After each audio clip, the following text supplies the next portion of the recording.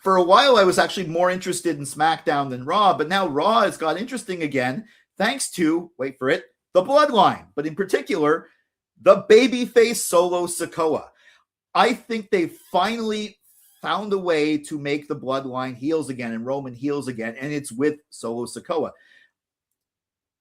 Thing is, they were always cheering Roman when he came out and acknowledging whatever, but they even did that when he was a heel. He was an over heel, but then when he would have people do horrible things to celebrities or whatever, they would the crowd would still cheer because Jacob Fatu, Roman Reigns, the Usos, and they still yeet for Jimmy and Jey Uso, and then they were starting to boo the Usos after. But this time, when Solo, they were booing Roman for having Jacob attack Solo, what he was saying to Solo.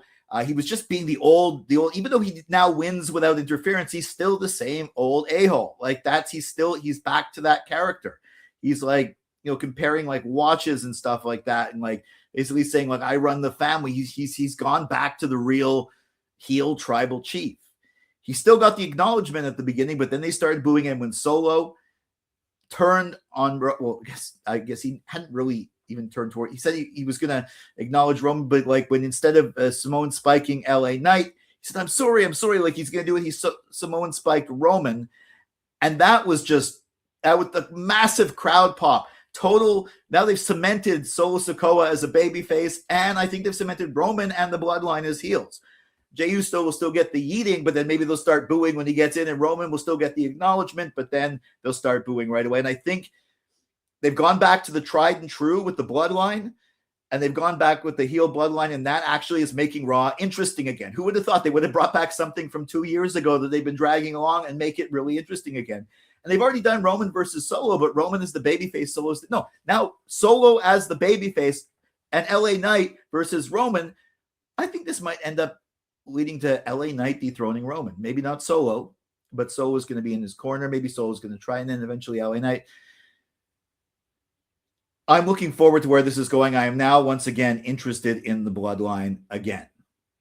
And I acknowledge my tribal chief, Solo Sikoa. No, I'm not.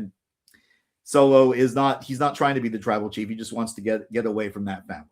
But of course, he's now done something that's going to have him fighting that family for the next few months at least. Do you agree with me? Let me know in the comments.